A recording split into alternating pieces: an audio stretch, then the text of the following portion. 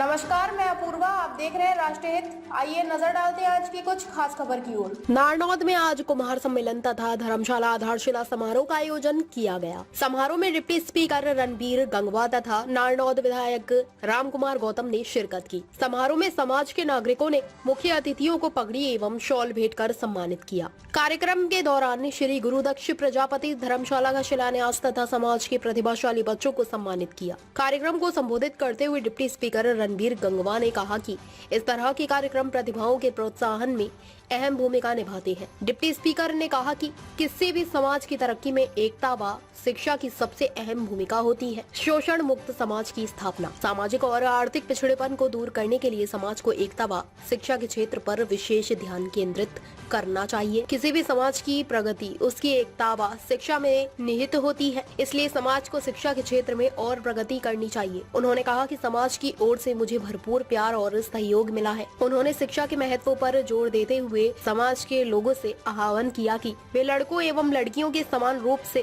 शिक्षा के उपलब्ध करवाए ताकि प्रतिस्पर्धा के इस दौर में भी आगे बढ़ सके।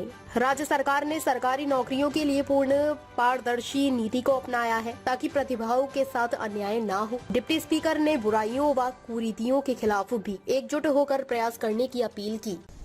मैं इस स्टेज के माध्यम से आपको कहना चाहता हूँ, कई बार पहले भी कह चुका हूँ, आप नरेंद्र मोदी जी से मिलिए। रामचंद्र जांगड़ा को भी कई बार कहा मैंने, असली जो बैकवर्ड है इस देश में दो तरह के बैकवर्ड हैं, एक असली बैकवर्ड, एक नकली बैकवर्ड। असली जो हकदार हैं रिजर्वेशन के, उनको कुछ नहीं मिल रहा है। They are not getting even 1% job in central services. आप ये लड़ाई लड़िए, बीसी और बीसीबी दो वहां सेंटर में करवाइए, लड़ाई लड़िए। बहुत बड़ा काम है, छोटा काम नहीं है। अगर ये काम आप करेंगे तो लोग हमेशा मोदी जी को आपको याद करेंगे कि हमारे लिए हमारे जीवन की सबसे बड़ी चीज जो हमारे को चाहिए थी वो दिलवा दी। बात के खट्टर जी से भी कहिए, क्लास 1 और 2 की सर्विसेज में भी वो 16, 11, 27 वाला अपनाएं। रिजर्वेशन 27% की उस जब भी अच्छी लगती है जब बड़ी नौकरियों में भी भागीदारी हो। तो ये मैं आपसे मांग कर रहा हूं, खट्टर साहब से मांग कर रहा हूं, इस स्टेज से। ये बहुत बड़ी मांग है। ये अगर मांग पूरी होगी, खट्टर साहब का भी आधा मसला हल हो जाएगा। उनको समझ नहीं है इस बात की, मैंने बहुत समझाने की कोशिश की। समझिए खट्टर साहब, आप ट्रांसफर ऑनलाइन करते हो, मेरिट से नौकरियां देते हो, पोर्टल खोल रखे हर चीज के। खट्टर साहब, उनकी तरफ भी ध्यान दो जिन्होंने आपका राज बनाया है, आगे भी राज बनाना चाहते हैं, आपसे प्यार करते हैं।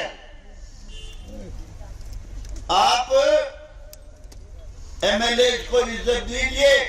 और ये जो बात मैं कह रहा हूं, सर्विसेज में जो लोग मेरिट में आगे चले गए वो तो चले गए, वो पीछे कब आएंगे? आप कोई ऐसा काम कीजिए सबको सबका हक मिले, और जिन्होंने आपके लिए आपका राज बनाने के लिए इतनी तकलीफें उठाई हैं उनको भी रोजगार में हिस्सेदारी मिले। उनके दिमाग में जैसे रावण से भी बड़ा सौदा बना। आपको पता है इस धरती का एक लुटेरा आया, मोहम्मद गजनी, वो खोपर मंदिर लुटा कर भाग जाया करते। और वाजपेयी जी जब गए, कहने लगे मैं गजनी जाना चाहता हूँ। कहने लगे क्यों जाना चाहते हो?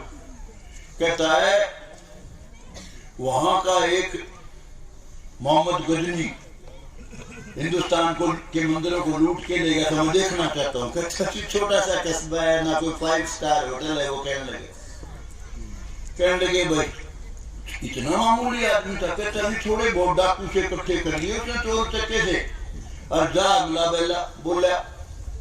वो ऐसा समय था और क्षत्रिय की भाई जिम्मेवारी लड़ाई की, वैश्य जी की, हमारे अग्रवाल समाज बनिया समाज की जिम्मेवारी थी पैसे की, ब्राह्मणों की भाई विद्या पढ़ाओ। दूसरे भाई ये शूद्र क्लास में दे रखे थे, कैसा जमाना था। देखिए जिन्हें लड़ाई लड़नी थी वो लड़े नहीं, वो कहने लगे देवी देवता ही बचा लेगा, देवी देवता तलवार ठाए कराओ तो मंदिर में बैठा आराम वो लूट लेगा। भाई हमारे देश की अगर सबसे बड़ी कमजोरी है वो जात पात, ऊंच नीच, भेदभाव, छुआछात। हम सब एक बरादरी के हैं, कोई पहचान नहीं सकता। सड़क पे जाओगे अगर जानता नहीं है तो ऐसा नहीं है कि उसके घुंघरू लाग रहे न्यारे या कोई न्यारी पहचान हो। किसी बड़े से बड़े पोगा पंडित को यह अभिमान हो कि मैं उस जाति का हूं, उसका खून और गरीब से गरीब हमारे वाल्मीकि ऋषि के वंशज जो छोटी बिरादरी में लोग कहते हैं भाई ये तो एससी वर्ग में है, उनका मिला के देख लो, वही यूं की यूं पहचान। ईमानदारी से कह रहा हूं मैं, तो कहता अभी तो जो देश गुलाम क्यों नहीं हुआ। इतने नालायक नीच लोग जो भ्रष्टाचारी इस देश में और जात पात का जहर फैलाते हैं, हमेशा तेरी जात छोटी मेरी बड़ी। अरे बड़ी जात का बनना है तो अच्छे कर्म कर, अच्छे कर्म करेगा तो बड़ा आदमी बनेगा। कोई भी धर्मशाला हो, कोई भी इस तरह की जगह हो, वो किसी एक बिरादरी की नहीं होती, बल्कि वो 36 बिरादरी के काम आती है। निश्चित रूप से बहुत अच्छी जगह है जो माता ओमपति जी ने आप लोगों को उपलब्ध कराने का काम किया है, और यहाँ बहुत ही सुंदर भवन बनकर के तैयार होगा जिस तरीके से यहाँ की कमेटी लगी हुई है।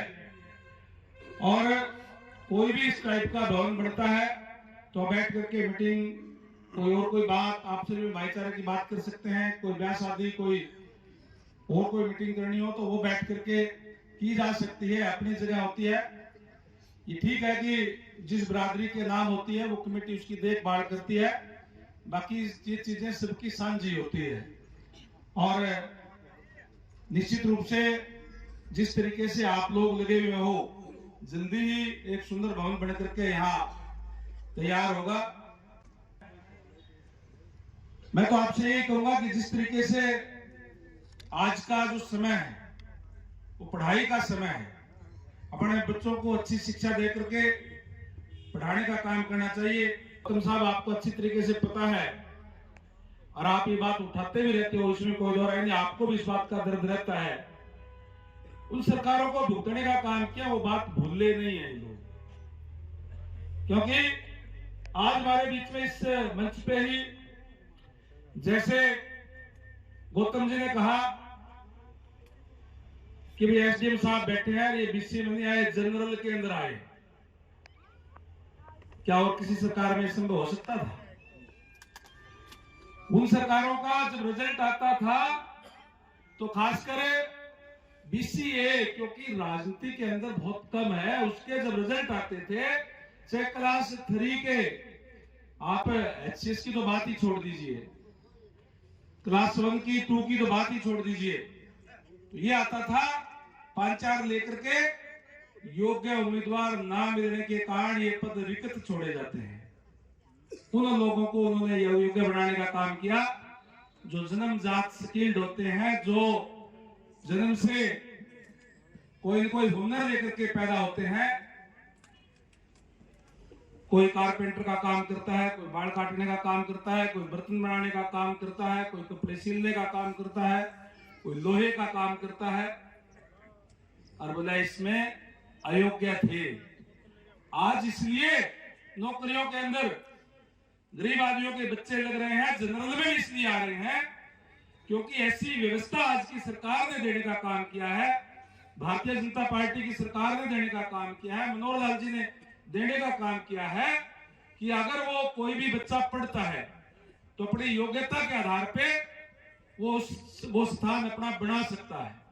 अभी कल ही जो रिजल्ट आए हैं, हर गांव के अंदर चाहे कोई गरीब का बच्चा है, चाहे मजदूर का बच्चा है, चाहे किसान का है, चाहे दुकानदार का है, जो योग्य था उसने अपने योग्यता के आधार पर वो स्थान बनाने का काम किया है। ये मैं दावे के साथ कह सकता हूं कि जो कुछ भी जो वंचित वर्ग के लोग हैं उनको जो मिला है वो इसी सरकार के अंदर मिला है। चाहे वो पंचायतों के अंदर आरक्षण की बात हो, ये ठीक है कि हम यहाँ हिसार, सिरसा, फतेहाबाद, भिवानी थोड़ा बहुत इधर तो बेशक है, अदरवाइज रोहतक, सोनीपत, गुड़गांव, फरीदाबाद, करनाल, कुरुक्षेत्र, यमुनानगर, अम्बाड़ा उस साइड अगर चले जाते थे तो कोई सरपंच भी देखने को नहीं मिलता था। ये हालात थे। जहां तक बात हमारे अपने समाज की हो, हमारा समाज निश्चित तौर पर मेहनती है, ईमानदार है, अपना काम करने वाला है और आज बच्चे समाज के पढ़ भी रहे हैं। और निश्चित रूप से जो पीछे हरियाणा सरकार के अंदर जो नौकरियां निकली है, चाहे वो एचसीएस की हो, चाहे प्रोफेसर्स की हो, चाहे ग्रुप सी की हो, चाहे ग्रुप डी की हो, बच्चों ने अपने मेहनत से उसमें स्थान बनाने का काम किया है। और जो भी लिस्ट आ रही है उसमें बड़ी संख्या में आ भी रहे हैं, इसके लिए भी मैं सभी को बधाई देना चाहूंगा। और निश्चित रूप से अगर हम बच्चों को इसी तरीके से अच्छा पढ़ाने का काम करेंगे तो निश्चित रूप से वो बच्चे जो आगे बढ़ेंगे। और जहां तक है कि जो गरीबों का हक, वंचितों का हक, पिछड़ों का हक उनको मिले, और अगर कोई देने का काम कर सकता है तो यही सरकार देने का काम कर सकती है और कोई सरकार दे भी नहीं सकती। ये अच्छी तरीके से हमें पता भी है, हमने भुगतने का काम भी किया है। तो कोई बात को नहीं, मैं 21 लाख रुपए मेरे निश्चित तौर से छोटे से देने का काम करूंगा ताकि अच्छा भवन यहाँ बनकर के तैयार हो जाए, जिसमें हम सब बैठ करके यहाँ मीटिंग कर सकें।